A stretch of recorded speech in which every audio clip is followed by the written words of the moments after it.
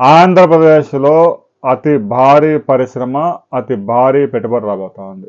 భారతదేశ చరిత్రలో ఇంత భారీ పెట్టుబడి ఇంతవరకు కని విని ఎరగలేదు. ఎందుకంటే అస్సాంలో టాటా కంపెనీ పెట్టిన సెమీ కండక్టర్ పరిశ్రమ కానీ, గుజరాత్లో సెమీ కండక్టర్ ఇండస్ట్రీ కూడా 40,000 కోట్ల నుంచి 60,000 కోట్ల మాత్రమే.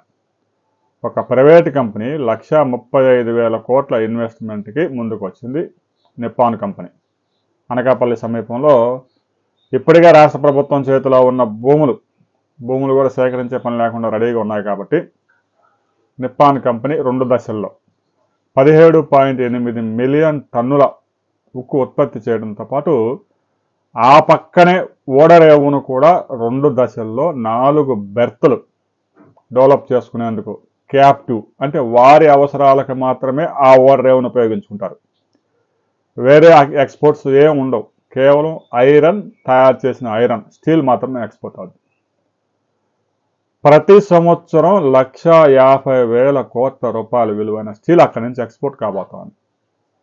మొదటి దశలో 85,000 కోట్లు, రెండో దశలో దాదాపుగా ఒక 65,000 కోట్లు ఇన్వెస్ట్ చేయబోతా ఉన్నారు. ఓడరేవు అభివృద్ధికి ఒక 12,000 కోట్లు దగ్గరగా ఇన్వెస్ట్ చేయబోతా ఉన్నారు. ఒక్కసారి కనుక పరిశ్రమ మొత్తం ఫోర్స్లోకి వస్తే ఫస్ట్ ఫేజ్ అయితే 2029లో కల్లా కంప్లీట్ చేయడానికి రాష్ట్ర ప్రభుత్వంతో ఎంఓయూకి సిద్ధం అవుతా ఉన్నారు. సెకండ్ ఫేజ్ 2033 సంవత్సరానికి పూర్తవుద్ది. ఈ పరిశ్రమ ఆంధ్రప్రదేశ్కే కాదు, దక్షిణ భారతదేశానికే గేమ్ చేంజర్ కానుంది. భారతదేశంలో ఉక్కు కర్మాగారాలు మనం చూసుకుంటే Tata steel, Visakha steel, Salem steel, రూర్కెలల్లో స్టీలు, అట్లా ఒక 5-6 కంపెనీస్ మాత్రమే పెద్ద, జిందాలు ప్రైవేట్ రంగంలో 5-6 కంపెనీలు మాత్రమే మోనోపోలీ నడుస్తూ ఉంది. అయితే స్టీల్ ఉత్పత్తిలో రాబోయే 40-50 సంవత్సరాలు మంచి భవిష్యత్తు కనిపిస్తూ ఉంది. ఎందుకంటే భారతదేశంలో ఇన్ఫ్రాస్ట్రక్చర్ ఇప్పుడిప్పుడే ఇంకా అభివృద్ధి చెందుతుంది కాబట్టి సగం ఈ ఐరన్ ఇక్కడే అమ్ముకోవచ్చు, మిగతాది ఎక్స్పోర్ట్ చేసుకోవడానికి క్యాప్టివ్ ఓడరేవు కూడా వారే అభివృద్ధి చేసుకోబోతా ఉన్నారు. దీని మీద నిప్పాన్ ముందుకు వచ్చింది. అనేక రాష్ట్రాలు పోటీ పడ్డ ఆంధ్రప్రదేశ్ ప్రభుత్వం, ముఖ్యమంత్రి చంద్రబాబు నాయుడు గారు తీసుకున్న చొరవ, లోకేష్ కేంద్రంలో తిప్పిన ఒక అధికారితో నడిపిన మంత్రాంగం ఇవన్నీ ఫలించాయి. లేదంటే 1,30,000 కోట్లు ఇన్వెస్ట్ చేసేటప్పుడు ఆ 1,35,000 కోట్లు అదనంగా మరో 12,000 కోట్లు ఓడరేవు, అంటే దాదాపు దగ్గర 1,50,000 కోట్ల ఇన్వెస్ట్మెంట్స్ రాబోయే 9 ఇయర్స్లోనే. అంటే ప్రతి సంవత్సరం 20-30 కోట్ల రూపాయలు ఇన్వెస్ట్మెంట్ చేయబోతా ఉన్నారు.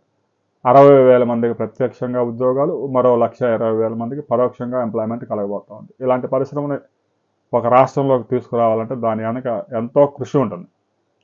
ఇన్వెస్ట్ చేసేవాళ్ళు లేదో చెప్పగానే రారు.